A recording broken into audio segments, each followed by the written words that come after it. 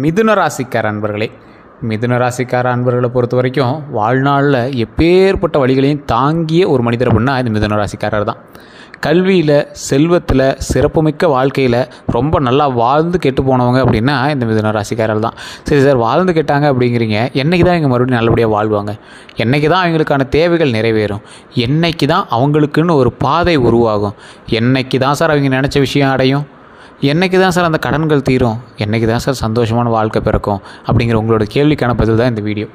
மிதுன ராசிக்காரரோட பண்புலன்களை நான் ஃபஸ்ட்டு சொல்கிறேன், கேட்டுக்காங்க. மிதுன ராசியில் பிறந்தாங்க அப்படின்னா கண்டிப்பாக மற்றவரை நம்பி இவங்க வாழவே மாட்டாங்க. சுயம்பாக உருவாகணும் அப்படின்னு நினைப்பாங்க. Straight forward person. மற்றவன் நான் நன்மை செய்கிறேன், அவன் என்னமோ நினச்சிட்டு போகிறான். இது மாதிரி நினச்சே இவங்க அனுபவித்த கஷ்டங்கள் தான் அதிகம்.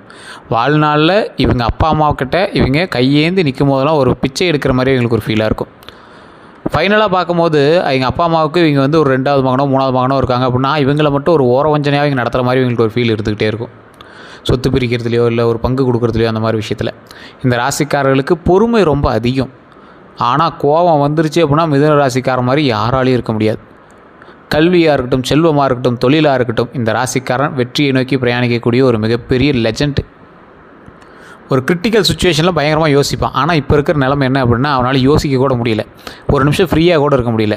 சார், நாய்க்கு ஒரு பழமொழி சொல்லுவாங்களே, சார் நாய்க்கு நிற்கிறதுக்கு நேரம் இல்லை வேலை இல்லைம்பாங்கள்ல, அந்த மாதிரி உங்களை நாயின்னு சொல்ல கிடையாது. அதுக்கு ஒரு ஆப்ஷன் நான் சொல்கிறேன், அதுக்கு ஒரு எக்ஸ்ப்ளனேஷன் சொல்கிறேன், கேளுங்க. உங்களை மற்றவங்க வந்து ஒரு நாயாக பார்க்குறாங்க அப்படின்னா உங்களை தெய்வமாக பார்க்குற ஒரு கூட்டமும் இருக்குது. ஓகேவா? காலபைரவராக பார்க்கக்கூடிய ஒரு கூட்டமும் இருக்குது.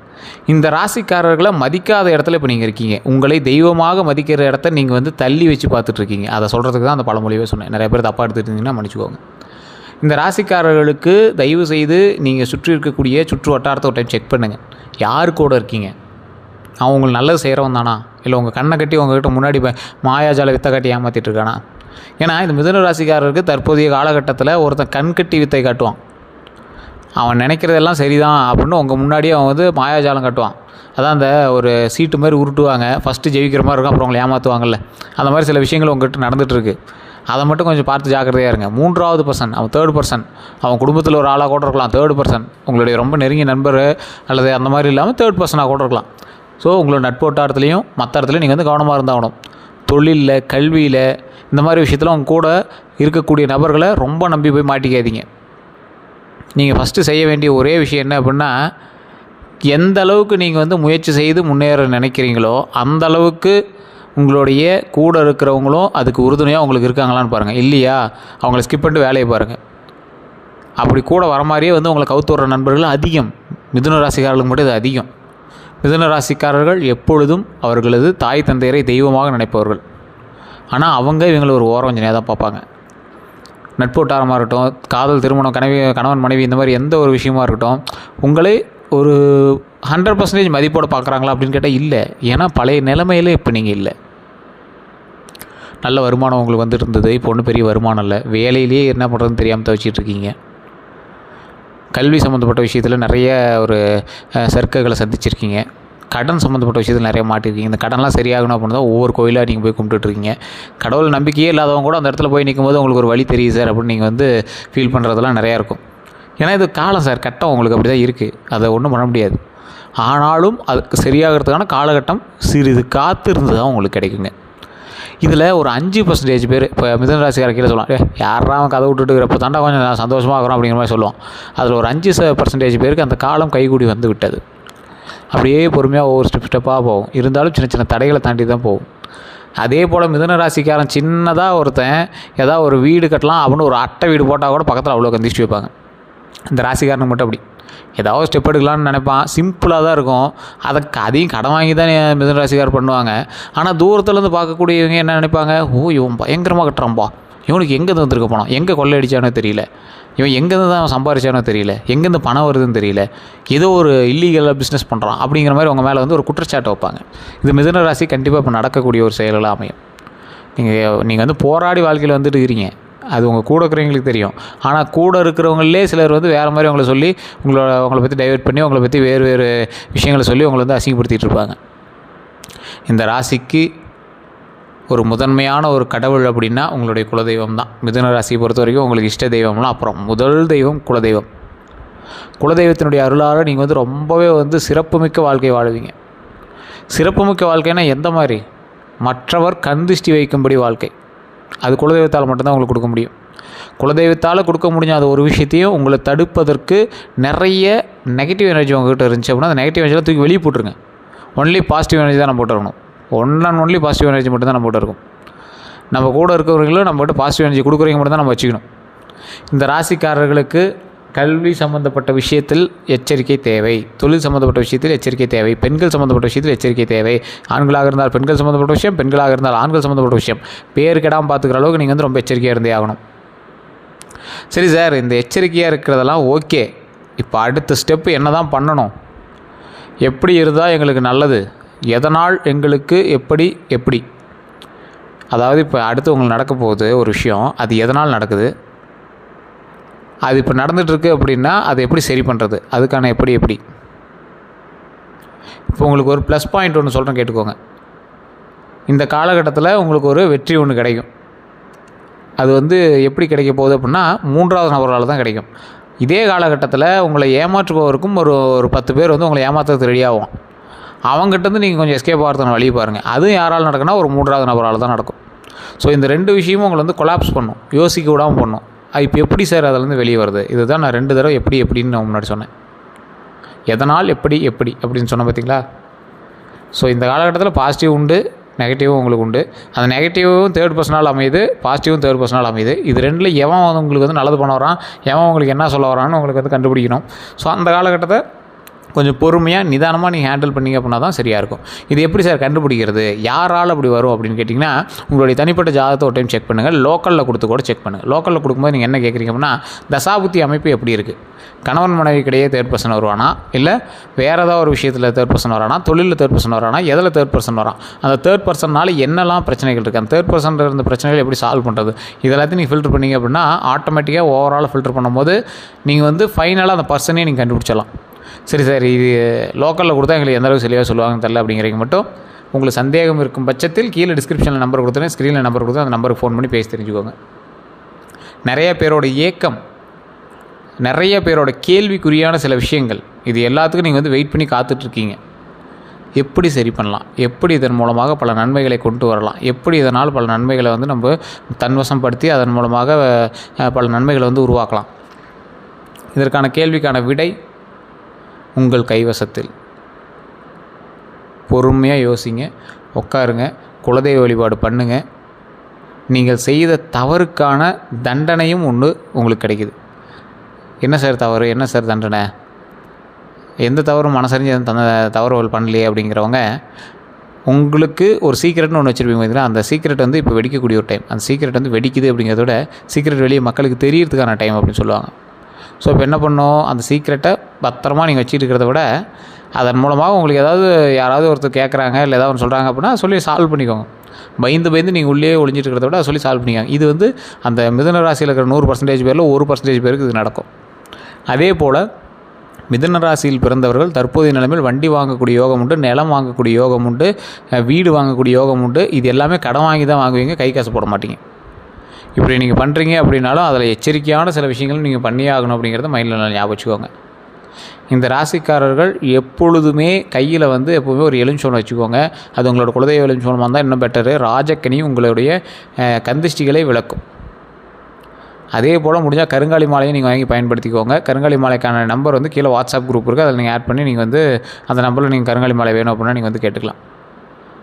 அதே போல் இந்த ராசிக்காரர்கள் முடிஞ்சிச்சு அப்படின்னா நீங்கள் வந்து வெளிநாட்டில் இருக்கீங்க, இல்லை வெளியூரில் இருக்கீங்கன்னா அவங்களை எதுவும் நான் சொல்ல கிடையாது. உட்காந்த இடத்துல நீங்கள் வந்து குலதெய்வத்தை வணங்கலாம். இல்லை சார் உள்ளூரில் தான் இருக்கோம், குலதெய்வத்தை போய் வணங்க முடியும் அப்படிங்கிறவங்க தயவு செய்து குலதெய்வத்தை போய் வணங்கிட்டு வாங்க. வாரத்தில் ஒரு முறை, மாதத்தில் ஒரு முறை, வருடத்தில் ஒரு முறை இது நீங்கள் பண்ணிங்க அப்படின்னா போதுமானது. முடிஞ்சால் மாதத்தில் ஒரு முறை, இல்லைனா வாரத்தில் ஒரு முறை, இல்லைனா வருஷத்தில் ஒரு முறை. வருஷத்தில் ஒரு முறை கூட நீங்கள் ஃப்ரீ கிடைக்காமலாம் இருக்க மாட்டீங்க. வெளிநாட்டில் இருக்கிறவங்களும் ஃப்ரீ கிடைக்கலன்னு சொல்லலாம், உள்ளூரில் இருக்கிறவங்களும் ஃப்ரீ கிடைக்காமலாம் இருக்காது. கண்டிப்பாக நீங்கள் போய் பார்க்கலாம், குலதெய்வத்தை வழிபடலாம். மிதுன ராசி பொறுத்தவரைக்கும் குலதெய்வம் தான் இஷ்ட தெய்வம், உங்களுடைய உருதான தெய்வம் எல்லாமே குலதெய்வம் தான். அதே போல் குலதெய்வ வழிபாடு பண்ணுறவங்களுக்கு நான் ஒரு முக்கியமான விஷயம் சொல்கிறேன். நிறைய பேர் இந்த மிதுன ராசிக்காரர்களுக்கு தெரியாது. இந்த குலதெய்வ வழிபாடு பண்ணுறவங்க குலதெய்வத்திட்ட போகிறீங்க, போய் நிற்கிறீங்க, யாரோ ஒரு ஒய்ஃபோ யாரையோ கணவனோ மனைவி யாரோ ஒருத்தர் வந்து விளக்கேற்றி நீங்கள் வரை கும்பிட்டு வந்துடுறீங்க. ஒருத்தர் விளக்கமே ஏற்றதில் போய் சும்மா கும்பிட்டு மட்டும் வந்துடுறீங்க. உங்களுடைய குலதெய்வ கோயில்களுக்கு சில கோயில்களுக்கு ஆகம விதிகளே இருக்காது. இப்படி தான் கோயில் இருக்கணும், அப்படி தான் கோயில் இருக்கணும்னே இருக்காது. நிறையா பேருக்கு தெரிஞ்சிருக்கும். குலதெய்வ கோயிலுக்கு நீங்கள் போகிறீங்க அப்படின்னா குலதெய்வ கோயிலுக்கு முன்னாடி நிற்கிறீங்க, அந்த சாமிகிட்ட வணங்குறீங்க. அந்த வணங்கும் போது உங்களுக்கு என்னென்ன தேவையோ அதை சொல்கிறீங்க. இதுக்கு முன்னாடி ஒரு 7 நெய் விளக்கு அல்லது 9 நெய் விளக்கு 7 அல்லது 9 நெய் விளக்கு போட்டு இறைவனை உங்கள்கிட்ட பேசுகிற அளவுக்கு நீங்கள் வந்து முன்னாடி கொண்டு வரணும். இது நிறையா பேருக்கு தெரியறதே இல்லை. எத்தனை பேர் சொன்னாலும் அதை வந்து பெருசாக இங்கே வந்து பாயிண்ட் அவுட்ஸே பண்ணிக்க மாட்டேங்கிறாங்க. ஏன் அப்படின்னு கேட்டிங்கன்னா, உங்களோட குலதெய்வம் உங்களோட பேசும். முன்னாடி விளக்கு எரிஞ்சிச்சு அப்படின்னா அந்த விளக்கு ஒளியின் மூலமாக உங்கள்கிட்ட பேசும். அது வந்து ஆறா அப்படின்னு சொல்லுவாங்க. அப்போ வந்து உங்கள் குலதெய்வத்துக்கு நீங்கள் சொல்கிறீங்க, இது மாதிரி இந்த விஷயங்கள்லாம் சரி பண்ணி கொடு அப்படின்னு நீங்கள் வந்து பேசுகிறீங்க. உங்களோட அம்மா அப்பாக்கிட்ட நீங்கள் பேசுகிறீங்க, உங்களோட தாத்தா பாட்டிகிட்ட நீங்கள் பேசுகிறீங்க, உங்களோட முன்னோர்கள்கிட்ட நீங்கள் பேசிகிட்டு இருக்கீங்க. இப்படி பேசுவதன் மூலமாக உங்களது பிரச்சனைகள் சால்வ் ஆகும். இதில் ஒன்றே மட்டும் தெளிவாக சொல்லிடுறேன். குலதெய்வ வழிபாடு பண்ணுறவங்க தயவு செஞ்சு குலதெய்வத்திற்கு போய் அழுகக்கூடாது. நிறைய பேர் பண்ணுற தப்பு இதுதான். குலதெய்வத்திற்கு போய் அழுகக்கூடாது. எமோஷ்னலாக என்கிட்ட எதுவுமே சொல்லக்கூடாது. பாசிட்டிவாக பேசுங்க. கடன் இருக்குது, அதை அடைக்கணும்னு கேட்காதீங்க. லாபம் எனக்கு நிறையா வருமானத்தை கொடு. உங்களோட கடன் எவ்வளோ? இப்போ ஒரு எக்ஸாம்பிள், ஒரு கடன் வந்து ஒரு 80 லட்ச ரூபா இருக்குது, எனக்கு லாபம் அதிகமாக கொடு. மாதம் 90 லட்ச ரூபா லாபத்தை கொடு. அப்படி கும்பிடணும்.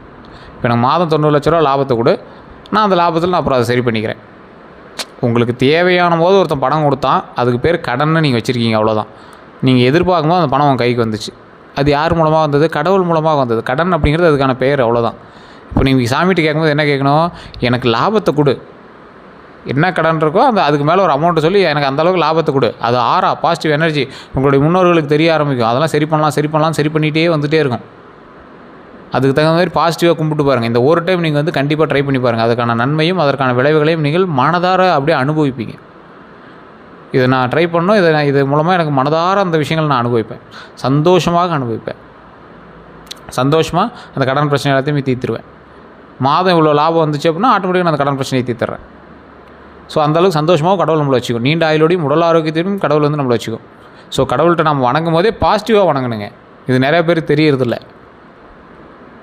அதுதான் நிறையா உங்களோட முன்னோர்கள்லாம் சொல்லுவாங்க, உங்களுக்கு தெரிஞ்சவங்களாம் சொல்லுவாங்க, கோயில்கிட்ட போய் அவ்வளோ இது பண்ணேன் இவ்வளோ இது பண்ணேன், போய் அப்படி வேணேன் இப்படி வேணேன், பூ மிதிச்சாங்க, தீச்சட்டி எடுத்தாங்க அப்படின்னு பண்ணுற அதெல்லாம் வந்து வழிமுறைகள். ஒவ்வொருத்தரும் ஒவ்வொரு ஊரில் ஒவ்வொரு மாதிரியான வழிமுறைகள் பண்ணிகிட்டு இருக்காங்க.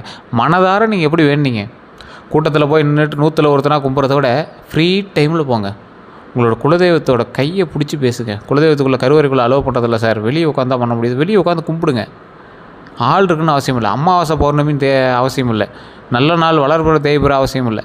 வெள்ளிக்கிழமை திங்கக்கிழமை செவ்வாய்க்கிழமைன்னு அவசியம் இல்லை. எந்த நாட்கள் உங்களுக்கு ஃப்ரீயாக இருக்குது, எந்த நேரத்தில் கோயிலில் கூட்டம் இல்லை, எந்த நேரத்தில் உங்கள் அப்பா அம்மாட்ட ஃப்ரீயாக பேச முடியும், அந்த மாதிரி பேசுங்க.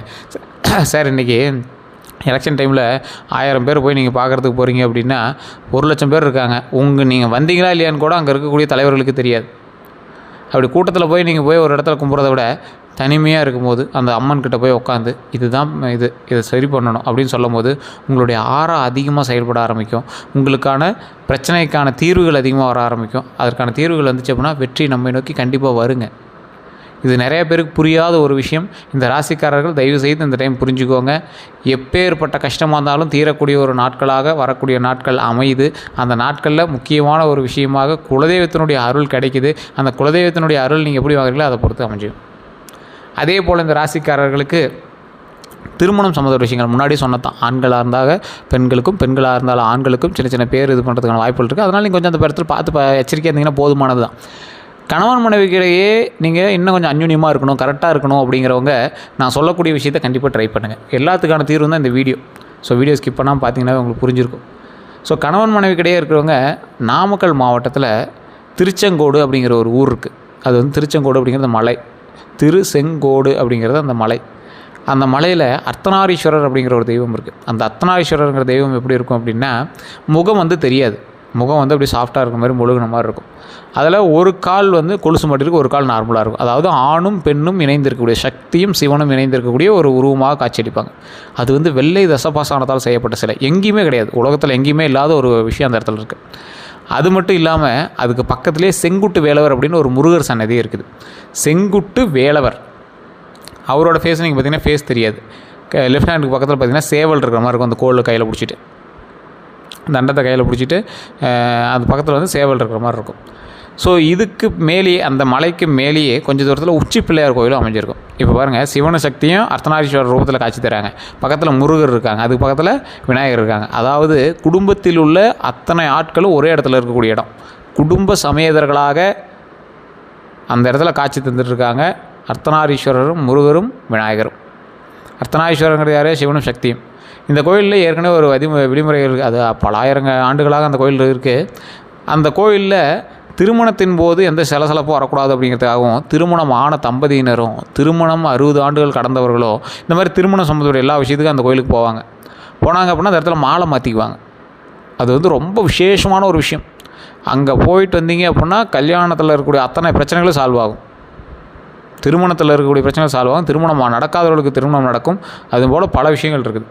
அதே போல் அந்த கோவில் மலை ஏறுறாங்க பார்த்தீங்களா, மலை ஏறக்கூடிய இடத்துல கரெக்டாக பார்த்திங்கன்னா ஒரு பாம்பு வந்து சிலையாக அமைச்சிருப்பாங்க.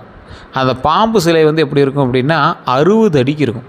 அந்த 60 அடி பாம்பு சிலை கல்லே செதுக்கியிருக்கும். அந்த இடத்துல அந்த கோவில்களில் நிறைய பாம்பு சிலைகள் நீங்கள் பார்க்க முடியாது. அந்த கோவில் ஃபுல்லாக நிறைய பாம்பு சிலைகள் இருக்கும். அவ்வளோ பாம்பு சிலைகள், அந்த மலை ஃபுல்லாக பாம்பு சிலையாக இருக்கும். அது எதற்காக அமைச்சாங்க அப்படிங்கிறது அந்த காலத்துலேருந்து இது வரைக்கும் தெரியல. வெள்ளை தசமாசானத்தை பாதுகாக்கணும் அப்படிங்கிற நோக்கத்தோடு அமைச்சாங்களா இல்லை என்னன்னு தெரியல. இந்த 60 அடி நாகத்திற்கு போய் பாலாபிஷேகம் பண்ணும்போது சகல விதமான தோஷங்கள் நிவர்த்தி ஆகுது. நாகதோஷம் நிவர்த்தி ஆகுது. அதே போல் பல பேர் வந்து பார்த்திங்கன்னா கோழி அது இதெல்லாம் காவு கொடுத்துட்ருக்காங்க. அந்த கோயிலில் வந்து அதெல்லாம் புதுசாக இங்கே வந்து விதிமுறைகளாக பண்ணிகிட்ருக்காங்கன்னு நினைக்கிறேன். பட் ஆனால் அந்த கோவிலில் இருக்கக்கூடிய நாகத்திற்கு பாலாபிஷேகம் பண்ணுவது மிக மிக ஒரு அற்புதமான ஒரு செயல் அப்படின்னு சொல்கிறாங்க. ஏன்னா அந்த நாகம் அதே போல் 60 அடிக்கு நாகம் அந்த கோவிலில் இருந்ததாகவும், அது வந்து அந்த கோயிலை பாதுகாத்ததாகவும், அதனுடைய அடிப்படையில் தான் அந்த சிலை வந்து செஞ்சதாகவும் சொல்கிறாங்க. அது தனியால் அப்படியே பாறையிலே செதுக்கியிருக்கும். அந்த கோயிலுக்கு நீங்கள் போயிருந்தீங்க அப்படின்னா தெரிஞ்சிருக்கும். ஸோ அந்த கோயிலுக்கு போகக்கூடிய யாராவது உங்களுக்கு வந்து ராகுவாலோ கேதுவாலோ டிஸ்டர்பன்ஸ் இருக்குது அப்படின்னா அந்த இடத்துக்கு போய் வணங்குங்க. ராகுவும் கேதுவும் மனம் குளிருவாங்க, எந்த பிரச்சனையும் வராமல் சந்தோஷமாக வச்சுப்பாங்க. இது எப்படி சார் உங்களுக்கு தெரியும் அப்படின்னா, உங்களுக்கு ஏதாவது ஒரு பட்சத்தில் உங்களுக்கு என்ன பண்ணுறதுன்னு தெரியாமல் முழிப்புதுங்க பார்த்தீங்களா, அந்த மாதிரி டைமில் அந்த கோயிலுக்கு போயிட்டு வாங்க. அதாவது ராகு திசை கேது திசை நடக்கிறவங்க காலுக்கடியில் பாம்பு பூந்தால் என்ன பண்ணுவீங்க? கொத்துமோங்கிற பயமும் இருக்கும், என்ன பண்ணுதோங்கிற பயமும் இருக்கும். அந்த டைமில் உங்களால் என்ன பண்ணுறதுன்னு தெரியாமல் யோசிக்க முடியாத அளவுக்கு இருக்கும் பார்த்தீங்களா, அதுதான் ராகு திசை கேது திசை. உங்களுடைய ஜாதகத்தை செக் பண்ணிங்க அப்படின்னா ராகு திசையாக கேது திசையாங்கிற செக் பண்ணிவிட்டு அதுக்கு தகுந்த மாதிரி நீங்கள் வந்து செயல்படுத்துறீங்க அப்படின்னா ஆட்டோமேட்டிக்காக உங்களோட பிரச்சனை சால்வ் ஆகுது. அதுக்கு அந்த கோவில் வந்து ஒரு மிகப்பெரிய ஒரு வழிமுறையாக இருக்குது. நிறைய பேர் போவீங்க, காளஹஸ்தி அது நிறைய பேர் போவீங்க. அதுவும் ஒரு அற்புதமான ஸ்தலம். எல்லாமே ஒரு அற்புதமான ஸ்தலம் தான். ஸோ இந்த மாதிரி இருக்கக்கூடிய நாக தேவதைகள் இருக்கக்கூடிய இடத்தில் உங்களது பிரச்சனைகளை தீர்ந்துச்சு அப்படின்னா ரொம்ப சந்தோஷம் தானே. ஸோ நிறைய பேருக்கு நான் சொல்லக்கூடிய விஷயங்கள் இதுதான். நிறைய அற்புதமான கோயில்கள்லாம் இருக்குது. ஒவ்வொரு விஷயத்துக்கு ஒவ்வொரு தீர்வுகள்லாம் இருக்குது. அதே போல் இதே மிதுன ராசிக்காரர்கள் தொழில் சம்மந்தப்பட்டமாக சில பேர் வந்து கேள்விக்குறியாக இருக்கக்கூடிய மிதுன ராசிக்காரர்களுக்கு இந்த வீடியோவில் நான் ஒரு விஷயத்தை சொல்கிறேன், அதையும் நல்லா நோட் பண்ணிக்கோங்க. திருப்பதி ஏழுமலையானுடைய புகைப்படம், லக்ஷ்மி சமேதராக இருக்கக்கூடிய புகைப்படம் வந்து நிறைய பேர் வீட்டில் வச்சுருப்பீங்க. திருப்பதி ஏழுமலையான் மட்டும் நின்றுட்டுருப்பார். ராஜ அலங்காரத்தில் திருப்பதி ஏழுமலையான் மட்டும் இருப்பார். பாதத்தில் வந்து லக்ஷ்மி ஃபோட்டோ இருக்காது. திருப்பதி ஏழுமலையான் மட்டும் இருப்பார் வைர கிரீடத்தோட. அந்த புகைப்படத்தை வாங்கி நீங்கள் தொழில் செய்யக்கூடிய இடத்தில் வைங்க. அது ரொம்ப பிரமாதமான ஒரு புகைப்படம். அந்த புகைப்படத்தை பற்றி நிறைய பேர் தெரியும். லக்ஷ்மி சமேதரோடு நீங்கள் வணங்கும்போது அது வேறு. அதெல்லாம் திருப்பதி ஏழுமலையான் புகைப்படத்தை மட்டும் வாங்கி நீங்கள் வச்சு வழிபடுங்க. ரொம்ப ஒரு பவர். அதே போல் இன்னொரு ஃபோட்டோ இருக்குது. கழுதை முகத்தோடு இருக்கக்கூடிய, கழுதையின் உருவத்தோடு கையில் வந்து விளக்கமாறு ஏந்தி இருக்கக்கூடிய ஒரு அம்மனின் புகைப்படம். அது வந்து ஒரு மிகப்பெரிய வைரலாக போயிட்டுருக்கு. இன்றைக்கும் உங்களுக்கு தெரிஞ்சிருக்குன்னு நினைக்கிறேன். நிறைய பேர் நம்மகிட்டே கேட்குறாங்க அந்த ஃபோட்டோ ரெடி பண்ணி கொடுங்க. நெக்ஸ்ட் வீக்லேருந்து அதுவே நம்ம வந்து ரெடி பண்ணி கொடுக்கலாம் அப்படின்ட்டு இருக்கோம். உங்களுக்கு வேணும் அப்படின்னா நீங்கள் வந்து பார்சல் போட்டு பண்ணிக்கலாம். அதுவுமே பூஜை பண்ணி செய்து கொடுக்க சொல்லிட்டு இருக்காங்க. நம்ம கொடுக்குறோம், நீங்கள் அங்கே போய் பூஜை பண்ணிக்கலாம். அப்படி இல்லை அப்படின்னா இதற்கு தகுந்த மாதிரி இங்கே ஏதாவது ஒரு அரேஞ்ச்மெண்ட் நம்ம பண்ணி அதை செஞ்சு கொடுத்துடலாம். நிறைய பேர் கேட்டே இருக்காங்க, அதனால் நான் சொல்கிறேன். ஸோ அது வேணும் அப்படிங்கிறவங்களும் கீழே வாட்ஸ்அப் குரூப் இருக்குது. அந்த வாட்ஸ்அப் குரூப்பில் ஆட் ஆகிட்டு அந்த நம்பருக்கு நீங்கள் வந்து அதில் இருக்கிற அட்மின் நம்பருக்கு நீங்கள் மெசேஜ் பண்ணிங்க அப்படின்னா ஆட்டோமேட்டிக்காக உங்களுக்கு அதுக்கான தகவல்கள் எல்லாமே அதை வந்து சொல்லிடுவாங்க. நார்மலாக கொடுக்குறது ஒரு ரேட்டு, பூஜை பண்ணி கொடுக்குறது ஒரு ரேட்டு சொல்லியிருப்பாங்க. இந்த ராசிக்காரர்களுக்கு, மிதுன ராசிக்காரர்களுக்கு தொழில் சம்மந்தப்பட்ட விஷயங்களுக்கு ஓரளவுக்கு தீர்வு இல்லை அப்படின்னா அதை கண்டிப்பாக பண்ணுங்கள். அதே போல் மாதத்திற்கு ஒரு முறை ஒரு ரூபாயோ அல்லது ஏதோ ஒரு அமௌண்ட்டு, ஒரு குறிப்பிட்ட அமௌண்ட் எடுத்து ஒரு மஞ்சள் துணியில் முடித்து உங்களோட கடன் பிரச்சனை தீர்ற மாதிரி ஒரு முக்கியமான நாட்களில், செவ்வாய்க்கிழமை நாட்களில், ஒரு கரெக்டாக செவ்வாய்க்கிழமை நாட்களில் யாருக்கும் காசு கொடுக்கறதுக்கு முன்னாடி முதல் அமௌண்ட் வந்து நீங்கள் தொழில் சம்மந்தமாக ஏதாவது காசு கொடுப்பீங்களே, அது வந்து முதல் அமௌண்ட் வந்து எடுத்து போட்டு முடிஞ்சு வச்சுருங்க. கடன் சம்மந்தப்பட்ட விஷயத்தில் அந்த கடனை வந்து திருப்பதி ஏழுமலையான் அடைச்சி கொடுத்துடணும் அப்படிங்கிற மாதிரி சாமிகிட்ட சொல்லிடுங்க. அப்போ வந்து அந்த அமௌண்ட்டு ஃபுல்லாக கலெக்ட் பண்ணிட்டு அதை வந்து திருப்பதியில் போடுறதோ இல்லை பக்கத்தில் இருக்கக்கூடிய பெருமாள் கோவில்களில் அந்த பெருமாளுக்கு வந்து சமர்ப்பிக்கிறதா நினச்சி நீங்கள் வந்து அதில் பண்ணிங்க அப்படின்னா ஆட்டோமேட்டிக்காக கடன் பிரச்சனைகள் டக்குன்னு முடியும். இது நிறையா பேருக்கு தெரியாத ஒரு விஷயம். கடவுளிடம் கடனை ஒப்படைத்து விட்டால் கடவுளை சரி பண்ணி கொடுத்துருவார். நம்மளால் முடிஞ்சதை நம்ம கடவுளுக்கு நம்ம செஞ்சிடறோம். அதே மாதிரி தொழில் தொடங்கும் போதும் சரி, எப்பவும் சரி, ஏதோ ஒரு இறைவனை வந்து நம்மளுக்கு பார்ட்னர் மாதிரி சேர்த்திக்கணும். நம்மளுக்கு வந்து அதில் வரக்கூடிய வருமானத்தில் உங்களுக்கு ஒரு அமௌண்ட் இந்த இப்போ நம்ம பார்ட்னர் உங்களோட சேர்ந்து தொழில் பண்ணுறோம், உங்களுக்கு ஒரு 50 ரூபா 100 ரூபா இன்றைக்கி அந்த வருமானத்தில் அப்படிங்கிற மாதிரி எடுத்து வச்சிடணும். அது கடவுள் வந்து இவ்வளோ அமௌண்ட்டுன்னு கேட்காதுங்க, நம்மளோடு சேர்ந்து இணைந்து அது செயல்படுத்தக்கூடிய ஒரு விஷயமாக கருதணும்.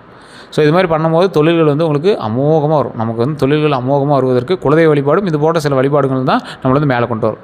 மற்றபடி எல்லாமே சூப்பராக இருக்குது. இந்த மிதுன ராசிக்காரர்கள் தயவுசெய்து குலதெய்வ வழிபாடு பண்ணுங்கள். வண்டி வாகனத்தில் கொஞ்சம் எச்சரிக்கையாக இருங்க. டாக்குமெண்ட் சம்மந்தப்பட்ட விஷயத்தில் எச்சரிக்கையாக இருங்க. செக் கொடுக்குறீங்க அப்படின்னா அதை கொஞ்சம் எச்சரிக்கையாக இருங்க. பண பரிவர்த்தனையில் கொஞ்சம் எச்சரிக்கையாக இருங்க. மற்றபடி எல்லாமே சூப்பராக இருக்குது. இதுவரை நம்ம சேனல் சப்ஸ்கிரைப் பண்ணாமல் இருந்தால் சப்ஸ்கிரைப் பண்ணிக்கோங்க. பக்கத்தில் பெல் பட்டன் மறக்காம ப்ரெஸ் பண்ணிக்கோங்க. அதே போல் நிறைய பேர் ஃபேஸ்புக்கில் பார்த்துட்டு இருக்கீங்க, அதில் ஃபாலோ பண்ண பார்த்துருக்கீங்க, ஃபாலோ பண்ணிக்கோங்க.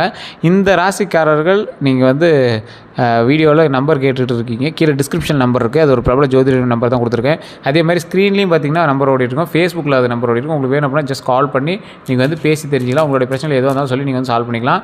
உங்களுடைய பிறந்த தேதி, பிறந்த நேரம், பிறந்த ஊர், இதை 3 சொன்னீங்க அப்படின்னா ஆட்டோமேட்டிக்காக செஞ்சு கொடுத்துருவாங்க. எல்லோருக்கும் நன்றி நண்பர்களே.